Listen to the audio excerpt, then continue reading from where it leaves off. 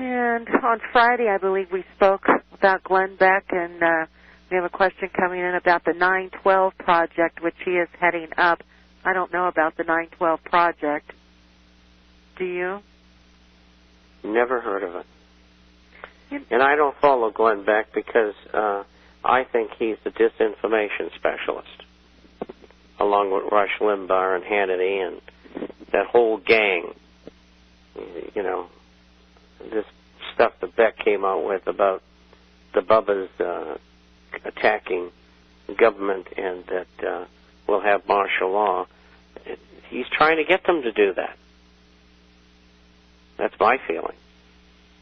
We don't want people doing those kinds of things. Nope. And yeah, I think that's what he's all about. We used to call them change agents. They're nothing but propagandists. And you don't work for Fox News unless you're part of the problem.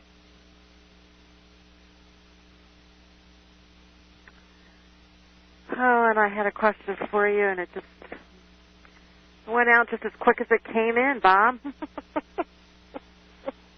What can I say? What did I say about memory, you know? First the brain and then the body. Well, you know what? I watched a movie this weekend. It was about the Seattle riots that they had back in '99 when they had the WTO meeting there.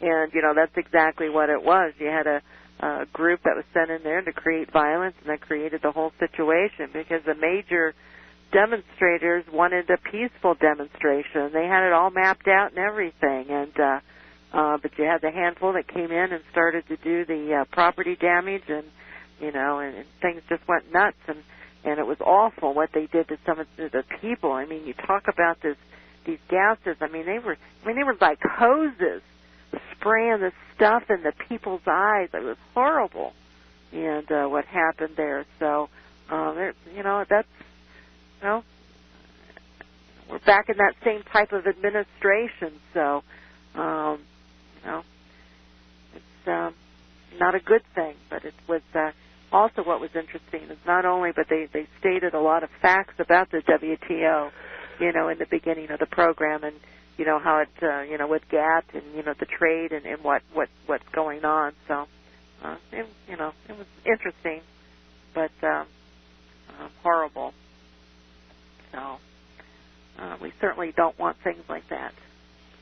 And that's about all the questions I have. We have about 6 minutes left of the program, Bob. Well, you know, we had the euro up over a penny today, and the same with the pound, but they got them back down again. They were up on the day. But what was the USDX? Oh, you know what? It was earlier. It was down 0.61 at 86.94, but earlier in the day it was down like 0.88, 0.94, I believe. So. You know, 86.94. The Japanese, somebody over there in Japan, said it's topped out, and somebody else did too.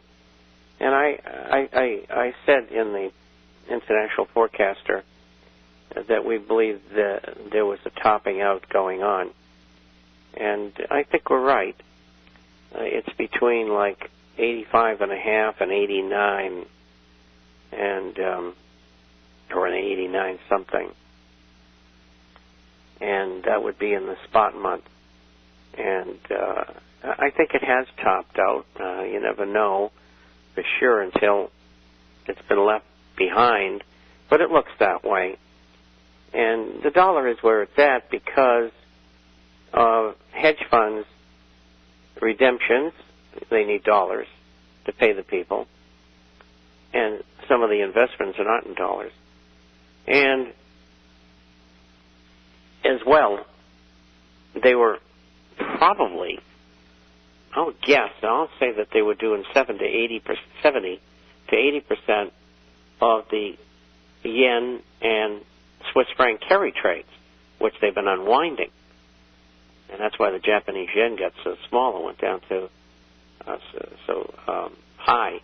It went down to 90, and it's working its way back up again to a lower price.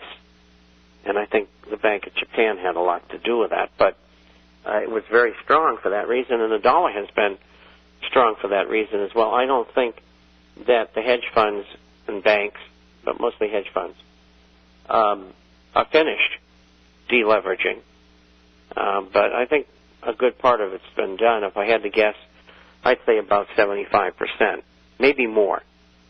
So there's going to still be some deleveraging out there out of the investments that they had. It's gotten so, and most people don't get into this, but hedge funds are all offshore chartered, usually in Cayman or Bahamas or Bermuda and places like that, which are tax havens.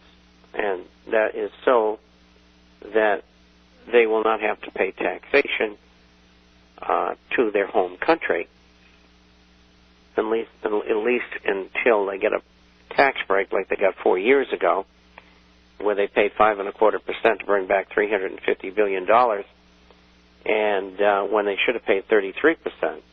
In Washington, they're talking about doing that again, only this time it's $550 billion.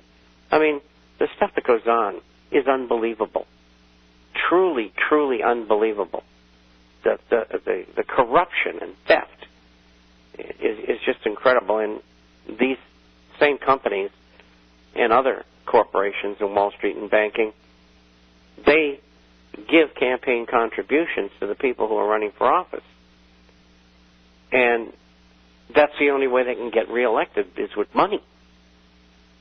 And it does work, believe me. And so they, Congress, will do what they're told to do. And so the hedge fund industry is, how can I put this? I think the hedge fund industry is the biggest source of income for the Illuminists. Probably banking and the brokerage firms come second. I mean, they have a license to steal. They pay no taxes. They have no regulations. I mean, you can start a hedge fund and it takes 3 days to do the paperwork. I mean, here's a country, the Cayman Islands, with 57,000 people, allowing financial entities to do business in the United States with 300 million people. So, it's wrong. Who runs it? City of London and Wall Street. They run the economies of the world. Simple.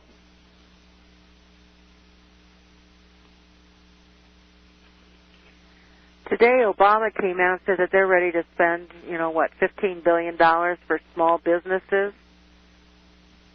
What's that going to do? Not much. No. Nope. I mean, they spent a lot more giving it to Goldman Sachs and J.P. Morgan and Deutsche Bank and on, secretly through AIG. Yeah. I mean, the theft of money is beyond comprehension. And American taxpayers are supposed to pay all this back. It's mind-boggling. You'd say, how can a thing like this happen in America? It can, because America is controlled from behind the scenes by people who are only interested in accumulating great wealth, power, and establishing world government.